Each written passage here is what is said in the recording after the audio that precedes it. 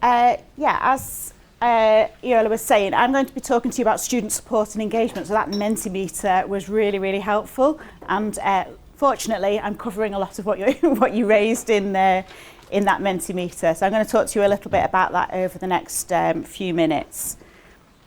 So just to start off, as Iola says, my role is Director of Educational Engagement. So there isn't somebody who fulfills my role at every institution, but there is somebody who does a version of it. And really it's my responsibility, and I see it as a great privilege, that I have the remit to ensure that we admit a diverse cohort of students to the university at every level of study, across the board, and then when students are with us at the university, that they succeed. So it's my job to address that in terms of not just interventions but structural change. So what do we need to address within the institution culturally, through processes, through all kinds of things, including decolonising, to be able to address that. I also chair a national group, which is really thinking about not just widening participation in postgraduate study, but also the experience as well. So I'm fortunate enough to be able to work with colleagues right across the sector, thinking about that, trialling different ways in which we can do that. And that feeds into wider work I do on projects, supporting this one, but also related projects as well, thinking about this. And a lot of the work that I do at Leeds is underpinned by the leadership of a strategy. So I have responsibility for that, and that feeds into our institutional KPIs. And for me, my own lived experience is really important in terms of the way I shape things and the way I think about it as well. So from my own perspective as somebody who's mixed race, I'm from a working class background, and I also have caring responsibilities. I really understand that intersectionality and the way in which that is a great strength and a positive, but it can also mean that you may not necessarily be recognised in every one of those categories once people meet you. Bless you. Will you do that after every slide? No pressure. So I was on a long haul flight a few weeks ago, and it was the first time I've been on one for a while, and I don't normally get to watch films because of my care responsibilities. They're normally cut across many, many nights of 20 minutes a slot. Anyway, I had it was great. I managed to watch an entire film, and I watched King Richard, maybe because I was sleep deprived, maybe because it's just a really good film. I just loved it. I really, really loved it. And one of the things that really made me think about was just the vision that Venus and Serena Williams' dad had for his daughters, which I think is sometimes misunderstood within the media. But the reason why I think that it's relevant in this context is that for their dad, he had a really clear idea of the ingredients that were going to make his daughters successful. So he knew what the cookie cutter approach was, he knew what the expected route was, and he was absolutely prepared to do that and more, and to go beyond that, and to challenge and to test that. And so for me, when we're talking about engagement and support, I think that this is a really good context to set it in, because as many of you said when you were filling in that Mentimeter, sometimes support services can be designed and it can feel like a one-size-fits-all approach. And I'm going to talk to you about maybe institutional expectations, but sometimes our own expectations as well, based on our own experiences that may lead us to think about what engagement and support might look like. So what do we mean by engagement and support? Well, first of all, I think what's really important, and I think when I came in, you were doing those scenarios, and somebody was saying about how, I think it was yourself actually, when you were talking about that scenario, how important it is that when we are faced with thinking about engagement and support, you've earned your place in whatever course or programme you're doing. So you absolutely deserve to be there. And when we think about support, it often feels like a deficit model, like what do I need? What do I need to fix? But when we're talking about engagement and support, really, it is thinking about the strengths that you already have and how you can continue to build them, as well as where are those areas for development. And that's not something that is always reinforced institutionally or across the sector, that we all have that growth, we all need to go on that journey, we all need to have that space to reflect on that. And with that, that also comes with that understanding of what do you need to be able to enable your learning, to facilitate your learning. So on that Mentimeter, there were references to financial support, to recognition of intersectionality, and to other factors. And they are really, really important to hold in your mind when we're thinking about engagement and support. But also as well, it is also really important to reflect on there will be bumps in the road. So support can also mean where there are those things that are unexpected. So for me, that sort of fits into 3 categories. There's firstly, what do you need for your ongoing growth? The second one is that based on your own experiences, there may well be some ongoing support that you may need. And the third one is we will all have those bumps in the road, and there should always be those support mechanisms for you to be able to draw on, to be able to access. And the engagement is as important as the support in this space. So you talked about in the Mentimeter what worked well and what could work better, but I just wanted to give a moment, I suppose, to reflect on some of what came out of that Mentimeter. If anybody wanted to just mention what has worked well in their own experiences, because there were some references on the Mentimeter in terms of the one word where people did say it's going smashing, it's been brilliant. Anyone want to give an example of what does work well? Yeah.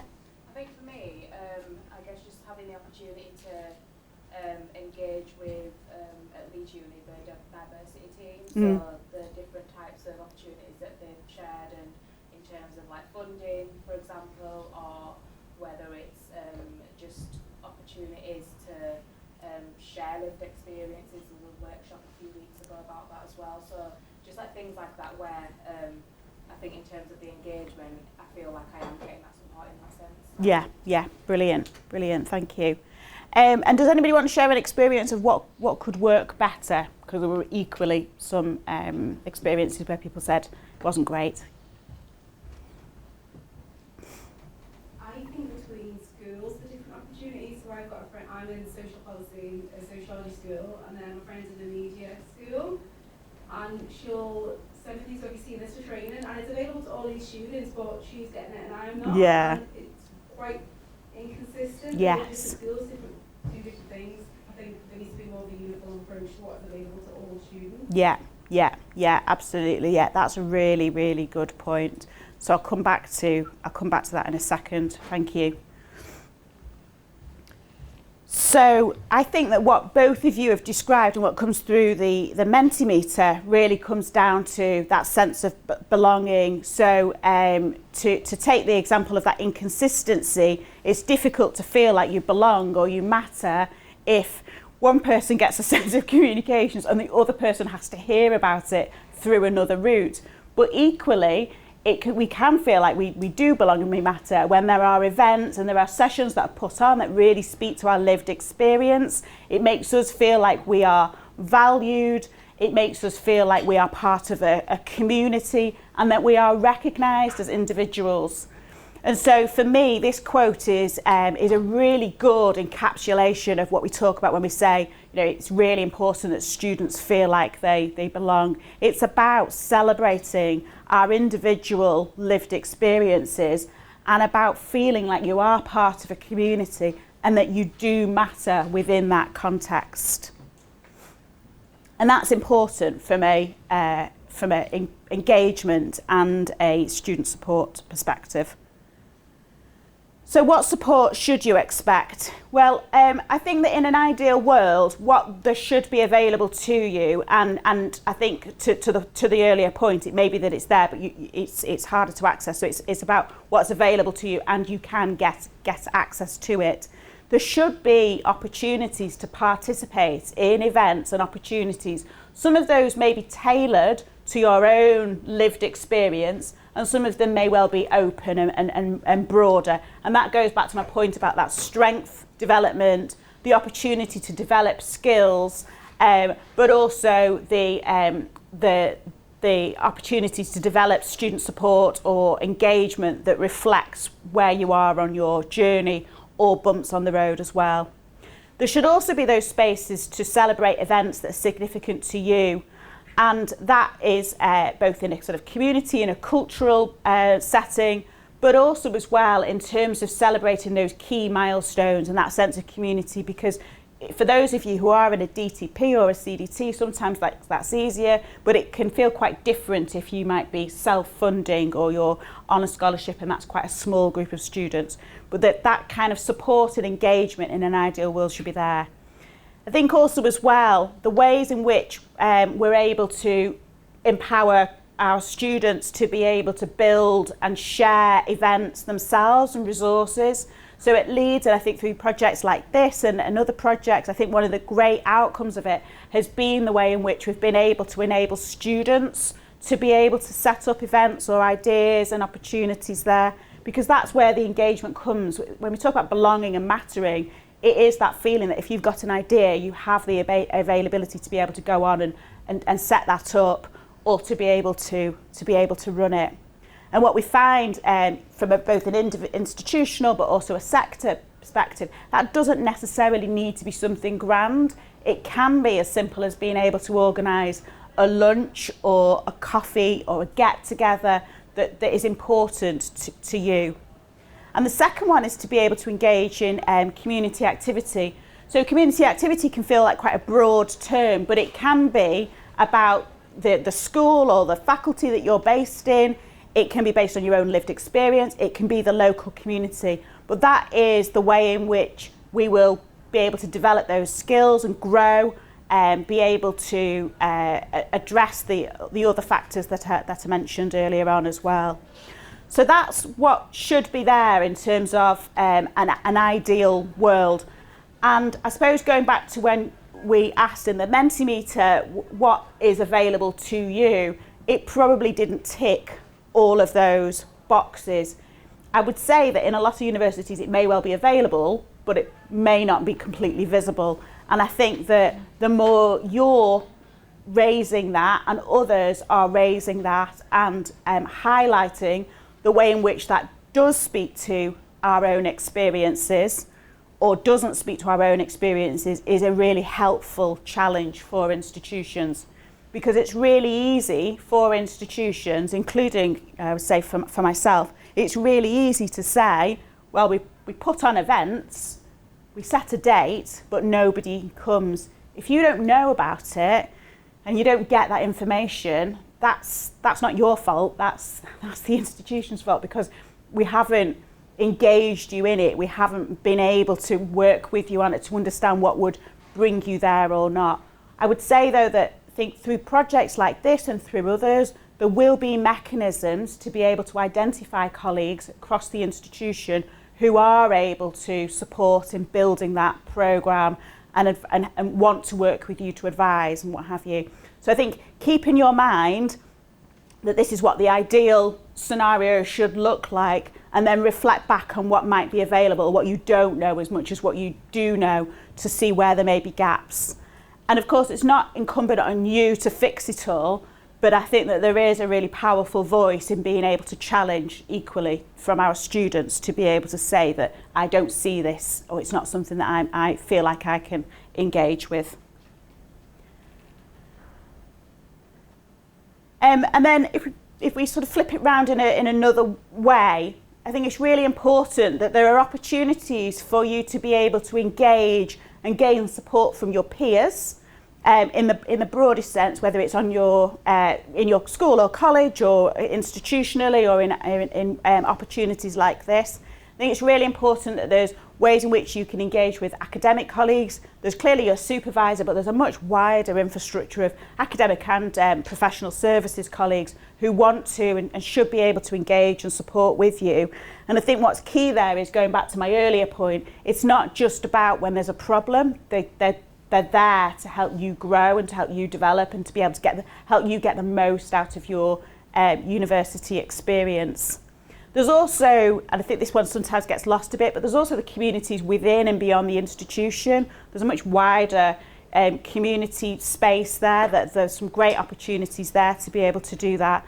And I think that, as institutions, there is that recognition of how important that familial and community support is there as well. We're talking about growth and about helping those bumps in the roads. That's also important, but we can't rely on that entirely. So that's why there's this whole list of other spaces in which that engagement and support can come.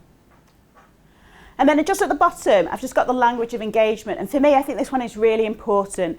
And I've got a really good example of this. So I ran some focus groups a few years ago, and it was with students who were postgraduate research students. They were fairly well into their PhD. And when we asked these students about the support services that were available, there were a few instances of students who they required, sometimes it was support, sometimes it was engagement, and they didn't believe it was available at their university.